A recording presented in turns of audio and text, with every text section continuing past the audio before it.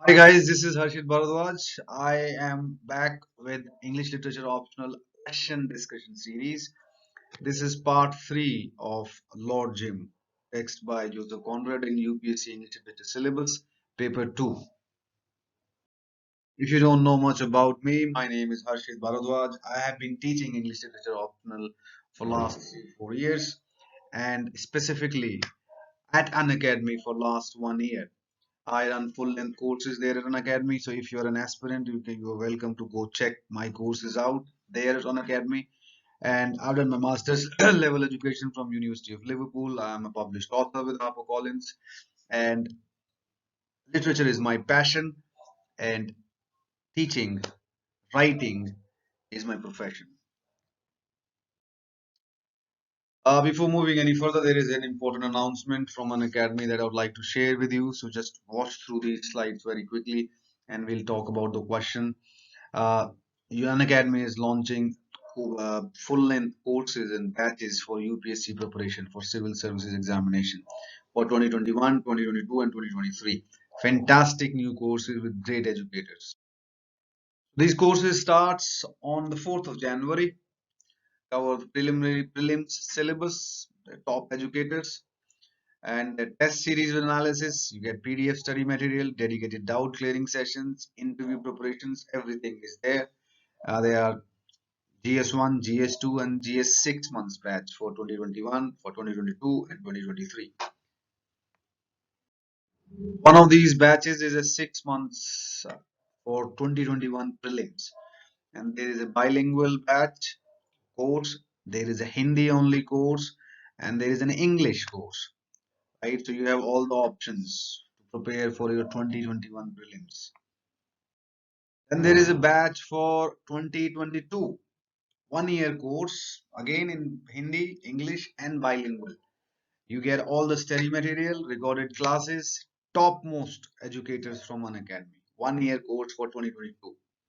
Starts on the third course that's launching on 4th of January is for 2022. It's a complete 2 year GS batch. So again, bilingual Hindi and English. 2 years if you're preparing for 2022. Go check it out.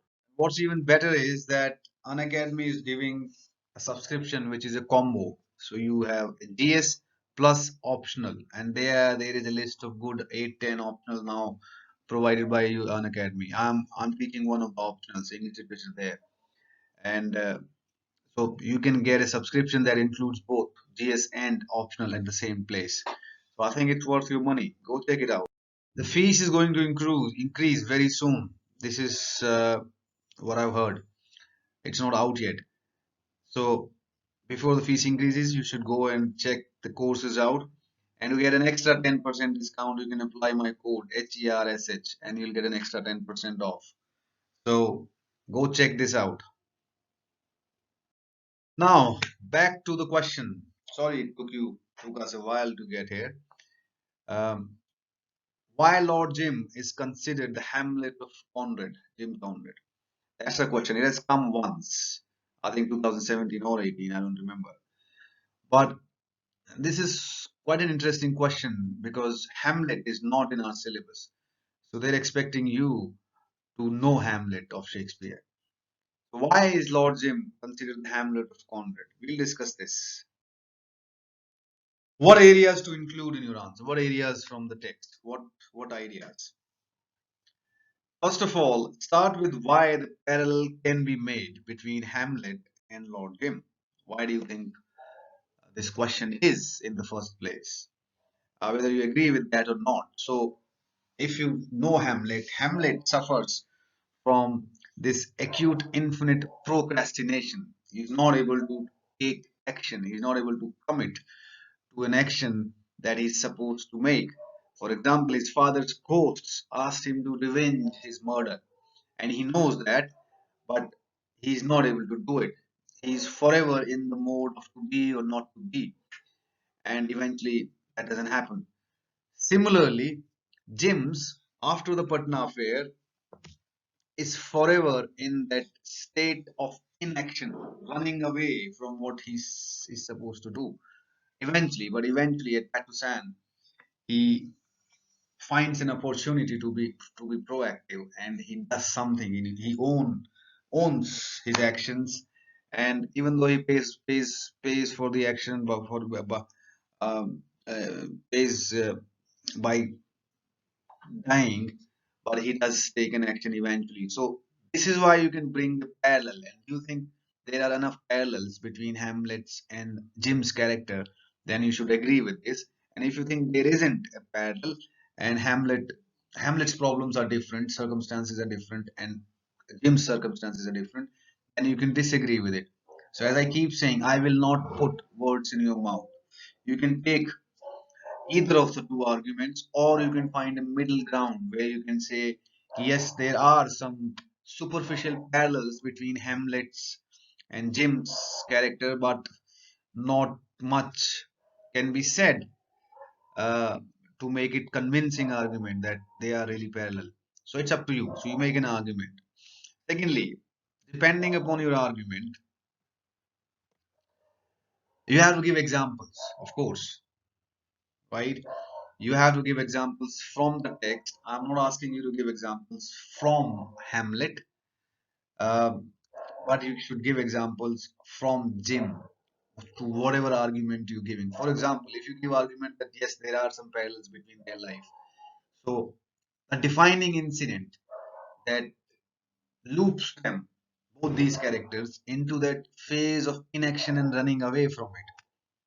That defining action in Lord Jim, it is the Patna affair, and in Hamlet, it is the murder of his father, or I think it's the appearance of the ghosts, and when he finds out the reality. So you start with such examples. You find if you're drawing a parallel, then you have to find examples of such parallels from both the texts, right? But because I'm assuming that most students probably won't know Hamlet, right? Some might, but I cannot expect every student to know Hamlet. And so, what's the minimum basic requirement you should have about Hamlet? They could ask you to parallel this with any other text, and you might not know the text fully. So, work with whatever you know about Hamlet. So, the only thing, for example, the basic understanding is that Hamlet fell into this phase or loop of making plans and knowing what he needs to do, but he's unable to do that. He's unable to accomplish what he knows he's expected to do, but he doesn't do it. He doesn't end up doing it. That's the minimum information you know about Hamlet. Now, how do you compare that with Jim's life? You have to find examples of that from Jim, from Lord Jim, the text, and you should be able to do that. Third point is that you have to build your case from all phases of Jim's life. When he was a young man on Patna, when he's running away uh,